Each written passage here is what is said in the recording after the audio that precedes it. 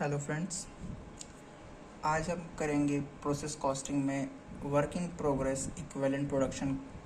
Okay, तो जैसा कि हम स्टार्टिंग से जानते हैं कि प्रोसेस कॉस्टिंग जो होता है वो एक कंटिन्यूस प्रोडक्शन से डील करता है। बट क्या होता है कि at the end of accounting period sometimes there may be some work in progress. मतलब प्रोसेस कॉस्टिंग क्या होता है कि सबसे पहले इनपुट प्रोसेस वन में इंट्रोड्यूस होता है, फिर वो आउटपुट में कन्वर्ट होता है पूरा कम्प्लीटली, फिर वो प्रोसेस सेकंड में ट्रांसफ़र होता है, फिर वहाँ भी कुछ प्रोसेस होता है, फिर प्रोसेस थर्ड में पास होता है, वहाँ पे फिनिश्ड गुड्स बन जाता है और फिर वो आउटपुट बन के बाहर निकल जाता है प्रोडक्शन से या प्रोसेस से। ठीक, वहाँ पे प्रोसेस कॉस्टिंग एंड हो जाता है। But work in progress equivalent production के केस में क्या होता है कि अकाउंटिंग पीरियड के एंड में कुछ वर्क इन प्रोग्रेस या सेमी फिनिश गुड्स से होता है वो पाइपलाइन में रह जाता है। बेसिकली वो प्रोडक्शन प्रोसेस में ही रह जाता है, फिनिश ना ही वो फिनिश गुड्स बन पाता है ना ही कंप्लीट हो पाता है। मतलब वो एक तरह से सेमी फिनिश गुड्स रह जाता है। ठीक, तो उसके वैल्यूएशन को हम इक्विवेलेंट प्रोडक्शन के टर्म्स में डील करते हैं। ठीक, तो इक्विवेलेंट प्रोडक्शन क्या होता है? It represents the production of a process in terms of completed units. मतलब कितना यूनिट कंप्लीट हो गया उसकी जो इवैल्यूएशन करते हैं हम उसे इक्विवेलेंट प्रोडक्शन कहते हैं। ठीक, अगर इसको एग्जांपल से समझें, if there are 80 units in work in progress and these are estimated to be 50% complete. मतलब एक प्रोसेस में 80 यूनिट्स है वर्क इन प्रोग्रेस में, ठीक, और वो 50% कंप्लीट है, तो जो इक्विवेलेंट प्रोडक्शन होगा वो 80 यूनिट्स मल्टीप्लाई बाई 50%। मतलब 80 यूनिट्स इंट्रोड्यूस हुई हैं और वो पूरी की पूरी कंप्लीट नहीं है, हमें सिर्फ कंप्लीट पता करना है कितना कंप्लीट है, तो उसको हम 80 यूनिट्स मल्टीप्लाई बाई 50% जो कंप्लीट है उससे कर देंगे, तो 40 यूनिट्स जो है ये पूरी कंप्लीट है इसी 80 यूनिट्स में। इसका एक बहुत ही सिंपल फार्मूला होता है, equivalent production is equal to completed units plus number of units work in progress into degree of completion in percentage terms. Equivalent production में उसके इवैल्यूएशन में 3 स्टेटमेंट्स हम जनरली प्रिपेयर करते हैं। ठीक, पहला स्टेटमेंट होता है स्टेटमेंट ऑफ इक्विवेलेंट प्रोडक्शन, दूसरा स्टेटमेंट होता है statement of cost per unit and तीसरा स्टेटमेंट होता है स्टेटमेंट ऑफ इवैल्यूएशन। इन तीनों स्टेटमेंट को प्रिपेयर करने के बाद हम लास्ट में प्रोसेस अकाउंट बनाते हैं। ठीक, ओके, अब इसको हम एक क्वेश्चन के फॉर्म में समझते हैं। क्वेश्चन नंबर 1 न्यूमेरिकल 1 है ये, इसमें सिर्फ क्लोजिंग स्टॉक दिया गया है, closing WIP work in progress है। इसके अलग अलग सिनेरियो होते हैं, उसको हम आगे फर्दर वीडियोज में डिस्कस करेंगे। पहला सिनेरियो क्लोजिंग WIP का है। ठीक, तो क्वेश्चन को देखते हैं। 1000 units were introduced in process 1। 1000 unit process 1 में इंट्रोड्यूस की जा रही है। The cost per unit being ₹80। मतलब जो 1000 यूनिट इंट्रोड्यूस की जा रही है इसकी कॉस्ट है ₹80 पर यूनिट। ठीक, लेबर एक्सपेंसेस वर ₹42,750। मैन्युफैक्चरिंग एक्सपेंसेस वर 22,500। ठीक, ये सारे एक्सपेंसेस हैं लेबर के और मैन्युफैक्चरिंग के। ठीक, 800 यूनिट्स वर कंप्लीटेड। जो 1000 यूनिट इंट्रोड्यूस हुई है इसमें से 800 यूनिट कंप्लीट हो गई है। ठीक, and the remaining units were considered as 100%, 75% and 50% complete. मतलब जो 1000 है इसमें से 800 कंप्लीट हो गई है, तो जो रिमेनिंग मतलब 200 बच रही है वो मटेरियल के रिस्पेक्ट में 100% कंप्लीट है। ठीक, मटेरियल के रिस्पेक्ट में 100% कंप्लीट है, लेबर के रिस्पेक्ट में 75% कंप्लीट है और मैन्युफैक्चरिंग एक्सपेंसेस के रिस्पेक्ट में 50% कंप्लीट है। ठीक, ये क्वेश्चन है। तो हमने उसकी वर्क इन प्रोग्रेस के इक्विवेलेंट प्रोडक्शन की वैल्यूएशन में देखा था कि 3 स्टेटमेंट प्रिपेयर करते हैं, स्टेटमेंट ऑफ इक्विवेलेंट प्रोडक्शन। तो सबसे पहले हम इसको प्रिपेयर करते हैं। सो ये हमारा स्टेटमेंट ऑफ इक्विवेलेंट प्रोडक्शन का फॉर्मेट है, इसे स्टेटमेंट ऑफ EQP भी कहते हैं। ठीक, तो अगर हम क्वेश्चन को देखें तो 1000 units were introduced in process 1। तो सबसे पहले हम पहले फॉर्मेट को हम समझ लेते हैं। फॉर्मेट पहले ये इनपुट है, इनपुट का कॉलम है, ये आउटपुट का कॉलम है और ये इक्विवेलेंट प्रोडक्शन का कॉलम है। ठीक, इनपुट में आइटम है, नंबर ऑफ यूनिट्स है, आइटम है मतलब आइटम की ठीक, और ये नंबर ऑफ यूनिट्स है। उसी तरह मटेरियल है, मटेरियल का कॉलम है, लेबर का कॉलम है, मैन्युफैक्चरिंग एक्सपेंसेस कॉलम है। मतलब ये परसेंटेज ऑफ यूनिट्स कितना कंप्लीट है, परसेंटेज कितने कंप्लीशन का है, और ये यूनिट्स है, ये परसेंटेज यूनिट्स कितनी कंप्लीट। ठीक, तो सबसे पहले हम देखते हैं कि 1000 यूनिट्स इंट्रोड्यूस की जा रही हैं, तो यहाँ पे हम लिख लेते हैं units introduced. Okay, units introduce 1000। Okay, ठीक। अब क्वेश्चन को अगर हम देखें तो आगे कह रहा है कि 800 यूनिट्स वर कंप्लीटेड। तो 800 यूनिट्स वर कंप्लीटेड मतलब 800 है, 1000 इंट्रोड्यूस हुई, इनपुट है, इसमें से 800 कंप्लीट हो गई, मतलब वो पूरा फिनिश्ड है। कंप्लीशन का मतलब क्या हो गया, पूरा प्रोसेस में वो है ही नहीं, वो कंप्लीट हो चुकी है। तो यहाँ पे लिखेंगे फिनिश्ड आउटपुट, फिनिश्ड आउटपुट। ये नंबर यूनिट्स के कॉलम में 800, ठीक। तो जो ये 800 कंप्लीट यूनिट है, इस पर पूरा 100% मटेरियल लगा होगा, 100% लेबर लगा होगा, 100% मैन्युफैक्चरिंग एक्सपेंसेस लगा होगा। तो परसेंटेज के कॉलम में हम लिख देंगे 100, same as labour column 100, same manufacturing expenses के कॉलम में, ठीक। 100 100 100, ठीक। कितनी कंप्लीट है ये, अगर 800 पूरी कंप्लीट है तो 800 उस पर मटेरियल में गया, 800 लेबर में गया और 800 मैन्युफैक्चरिंग एक्सपेंसेस में गया, ठीक। ओके, उसके बाद यहाँ पे 1000 है, यहाँ पे 800 है, अभी भी बैलेंस नहीं हो रहा है, तो मतलब कुछ ना कुछ रह गया है प्रोसेस में। तो वो जो लास्ट में ये क्लोजिंग स्टॉक का केस है, तो जो 200 है अभी नॉर्मल लॉस है, नॉर्मल लॉस का केस नहीं है। तो ये जो 200 है ये क्लोजिंग स्टॉक है, तो यहाँ पे हम लिखेंगे क्लोजिंग स्टॉक, क्लोजिंग स्टॉक 200, ठीक। तो अगर हम क्वेश्चन को देखें तो क्लोजिंग स्टॉक जो है वो मटेरियल के रिस्पेक्ट में 100% कंप्लीट है, तो यहाँ पे सेम हम 100% लिख लेंगे। लेबर के रिस्पेक्ट में वो 75% कंप्लीट है, तो यहाँ हम 75% लिख लेंगे। और मैन्युफैक्चरिंग एक्सपेंसेस के रिस्पेक्ट में वो 50% कंप्लीट है, ठीक। तो हम कैलकुलेटर ले लेते हैं। अब यहाँ पे हमको 200 का 100% मतलब 200 हुआ ये, तो ठीक। 200 का 75% जो कि हो जाएगा 150, और 200 का 50% हो जाएगा 100, ठीक। ये हो गया, ये 1000 इंट्रोड्यूस हुई, 1000 हो गया, दोनों साइड बैलेंस हो गया। तो हम सम टोटल कर देते हैं, सम टोटल कर देते हैं,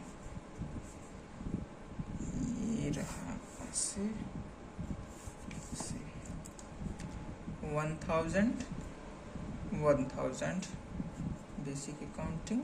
अब हम देखते हैं कि कितनी यूनिट्स कंप्लीट हुई है, कितनी यूनिट्स मतलब है मटेरियल में 1000 है, 1000 लेबर में 950 है, और ये मैन्युफैक्चरिंग एक्सपेंसेस में 900, ये आगे काम आएगा, अभी नोट कर लेते हैं, ठीक।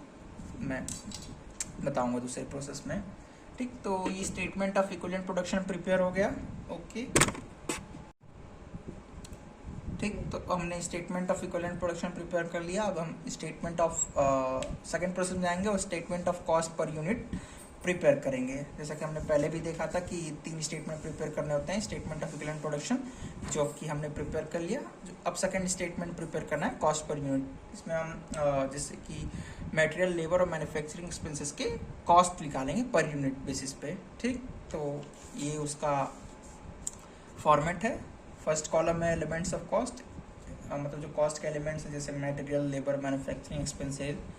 सेकंड कॉलम है कॉस्ट, मतलब जो कितने खर्चे उस पर आए, ठीक। थर्ड कॉलम है इक्विवेलेंट यूनिट्स का, जो हमने इक्यूपी प्रिपेयर करके सबकी इक्विवेलेंट यूनिट्स फाइंड आउट की थी, ठीक। उसका यहीं पे काम है। और फोर्थ कॉलम है कॉस्ट पर यूनिट, ठीक। इसमें हम इसे कॉस्ट को ए अगर मानते हैं और इक्विवेलेंट यूनिट्स को बी मानते हैं, तो कॉस्ट पर यूनिट निकालने के लिए A/B करते हैं, ठीक। तो ओके, हम प्रिपेयर करते हैं एलिमेंट्स ऑफ कॉस्ट। यहाँ पे लिखते हैं मटेरियल, ठीक। मटेरियल देखते हैं, क्वेश्चन देखते हैं मटेरियल कितना एक्सपेंस है। क्वेश्चन पढ़ते हैं 1000 units were introduced in process 1, the cost per unit being ₹80। यहाँ पे डायरेक्टली नहीं दिया है, पर इतना पता है कि 1000 यूनिट्स इंट्रोड्यूस की जा रही है और उसकी कॉस्ट जो है ₹80 है। तो हम सिंपल कैलकुलेशन करके यहाँ पे 1000 यूनिट्स मल्टीप्लाई बाई ₹80, जो कि टोटल कॉस्ट आ रही है 80,000, ठीक। सेम एज हम लेबर का देखते हैं, लेबर का एक्सपेंस है जो है 42,750 और मैन्युफैक्चरिंग एक्सपेंसेस है 22,500 और कोई एक्सपेंस नहीं है। तो ठीक, हम इन्हीं तीनों को रिकॉर्ड करेंगे। मटेरियल हो गया, लेबर और मैन्युफैक्चरिंग एक्सपेंसेस को हम MFG से डिनोट करते हैं। ठीक, तो लेबर का एक्सपेंस है कॉस्ट जो आ रही है 47,250 और मैन्युफैक्चरिंग एक्सपेंसेस कॉस्ट आ रही है 22,500। ठीक, एलिमेंट्स ऑफ कॉस्ट हो गया, कॉस्ट सबकी इंडिविजुअल कॉस्ट भी होगी। अब इक्विवेलेंट यूनिट्स ये कहाँ से आएगी? ये आएगी स्टेटमेंट ऑफ इक्विवेलेंट प्रोडक्शन से, जो कि हमने प्रिपेयर किया था। तो ये जो यूनिट्स है ये इक्विवेलेंट यूनिट्स है। मटेरियल की 1000, लेबर की 950 और मैन्युफैक्चरिंग एक्सपेंसेस की 900। तो इसको हम डायरेक्टली यहाँ से उठा के मटेरियल के सामने 1000 उसकी इक्विवेलेंट यूनिट्स, लेबर की 950 तो उसको यहाँ 950 और मैन्युफैक्चरिंग एक्सपेंस की यूनिट्स 900 उसको यहाँ 900। ठीक, अब हम क्या करेंगे? A डिवाइड बाई B, मतलब cost divided by equivalent units.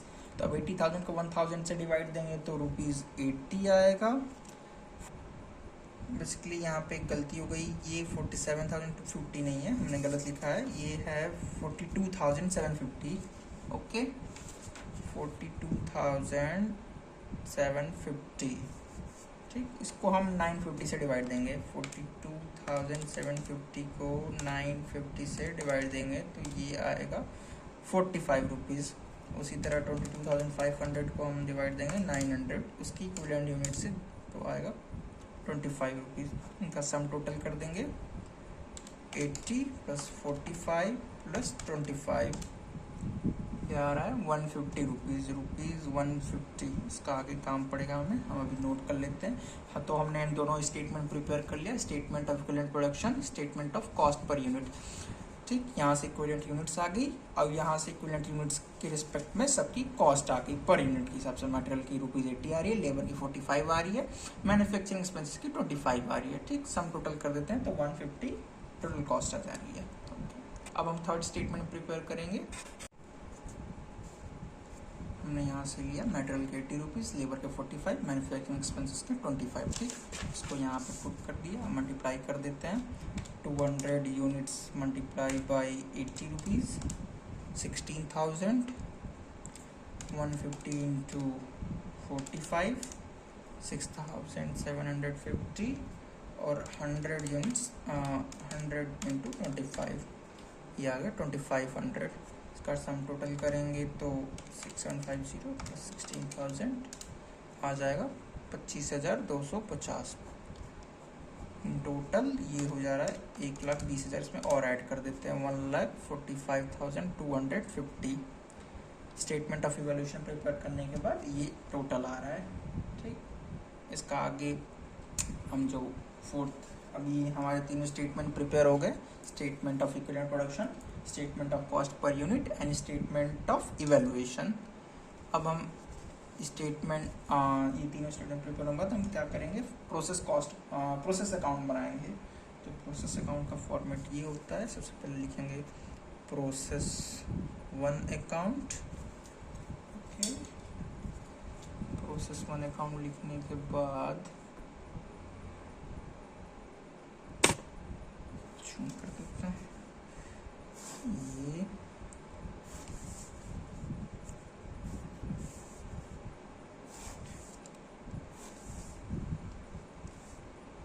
Particulars का column, number of units, amount, particulars, units, amount.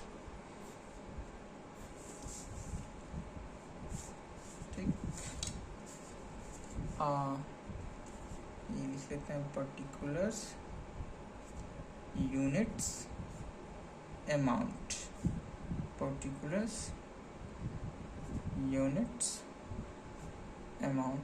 यहाँ पे एक नोट करने लायक चीज़ है कि ये अकाउंट है, तो बहुत बच्चे क्या करते हैं यहाँ पे डेबिट और क्रेडिट नहीं लिखते हैं। ये बहुत ही बेसिक चीज़ है, इसको भूल जाते हैं। इसकी वजह से एग्जामिनेशन में मार्क्स भी कट सकते हैं, क्योंकि सब ऐसे प्रोसेस अकाउंट बनाएंगे, पर अगर आपको एडिशनल मार्क्स गेन करना है तो उसकी वजह से थोड़ा कुछ अलग करना पड़ेगा। तो आप ये डेबिट और क्रेडिट लिख सकते हैं, बहुत बच्चे भूल जाते हैं लिखना। आप ऐसे करके एक अच्छा इम्पैक्ट एग्जामिनर के ऊपर डाल सकते हैं। ठीक, तो सबसे पहले प्रोसेस अकाउंट का फॉर्मेट में हम लिखेंगे यहाँ पे टू मटेरियल। बहुत बच्चे ये टू भी नहीं लिखते हैं, आप ध्यान रखिएगा, टू लिखने के भी बेसिक अकाउंटिंग रूल्स हैं। टू मटेरियल्स, कितने मटेरियल इंट्रोड्यूस हुए थे? 1000 यूनिट्स। कॉस्ट क्या थी? 80 रुपीज़। तो टोटल अमाउंट कितना हुआ? 80,000। ओके, देन टू लेबर की कितनी कॉस्ट थी? 42,750। क्वेश्चन में दिया है, गिवन है। टू मैन्युफैक्चरिंग एक्सपेंसेस, ये भी क्वेश्चन में गिवन है, 22,500। ये डेबिट साइड हो गया। अब हम क्रेडिट साइड प्रिपेयर करेंगे। तो सबसे पहले हम यहाँ पे लिखते हैं कि by closing WIP, by closing WIP मतलब क्लोजिंग स्टॉक यहाँ पे आएगा, कितना है? तो 200 यूनिट है। अब इसका अमाउंट कहाँ से आएगा? इसका अमाउंट आएगा जो हमने स्टेटमेंट ऑफ इवैल्यूएशन प्रिपेयर करी है ऊपर। स्टेटमेंट ऑफ इवैल्यूएशन में अगर हम देखें तो क्लोजिंग WIP की कॉस्ट है 25,250। सो हम क्रेडिट साइड लिखेंगे बाय क्लोजिंग WIP, ये 200 यूनिट्स है। इसकी कॉस्ट आएगी स्टेटमेंट ऑफ इवैल्यूएशन प्रिपेयर करके। स्टेटमेंट ऑफ इवैल्यूएशन को अगर हम ध्यान से देखें तो उसमें क्लोजिंग WIP की कैलकुलेशन से जो कॉस्ट आई है, मटेरियल की 16,000, लेबर की 6,750 और मैन्युफैक्चरिंग एक्सपेंसेस की 2,500, सम टोटल करेंगे तो 25,250 आएगी। इसको हम क्रेडिट साइड प्रोसेस अकाउंट के लिख देंगे 25,250। ठीक, अभी भी यहाँ पे 1000 यूनिट्स है, यहाँ पे 200 यूनिट्स है, इसको हमें बैलेंस करना है। तो मतलब वो जो 800 यूनिट है वो क्या है? तो वो 800 यूनिट्स है तो नेक्स्ट प्रोसेस में ट्रांसफ़र हो गई है, तो उसको हम यहाँ पे लिखेंगे by transfer to next process account, transfer to next process account. Process account contract accounting, process accounting continuous process होता है। तो ये भी प्रोसेस 1 है, अभी प्रोसेस 2 में ट्रांसफ़र होगा। तो नेक्स्ट प्रोसेस लिखें या प्रोसेस 2 लिखें, नेक्स्ट प्रोसेस लिखें या प्रोसेस 2 लिखें। ठीक, तो प्रोसेस अकाउंट, ओके। यहाँ पे जो अमाउंट है 8 यूनिट्स कंप्लीट है, तो यहाँ पे हम 800 यूनिट्स लिखेंगे। और जो उसकी कॉस्ट है, ये फिनिश्ड आउटपुट हमने जो कैलकुलेट किया था स्टेटमेंट ऑफ इवैल्यूएशन प्रिपेयर करके, वो है 800 यूनिट है, इसकी टोटल कॉस्ट 150 है, तो इसके यहाँ पे 1,20,000 लिख देंगे। ठीक, दोनों को बैलेंस करेंगे। यहाँ पे बैलेंस हो चुका है, 1000 यूनिट्स इनपुट है और 1000 आउटपुट है। डेबिट साइड क्रेडिट साइड दोनों साइड बैलेंस है, 1000। अब हम अमाउंट को भी देख लेते हैं कि इक्वल आ रहा है कि नहीं। तो ऐड करेंगे 80,000 डेबिट साइड का, ये 42,750 और 22,500, ये आ रहा है 145,250। उसी तरह क्रेडिट साइड 25,250 प्लस 1,20,000, ये हो गया 1,45,250। दोनों डेबिट और क्रेडिट साइड बैलेंस है, मतलब हमारा क्वेश्चन सही है।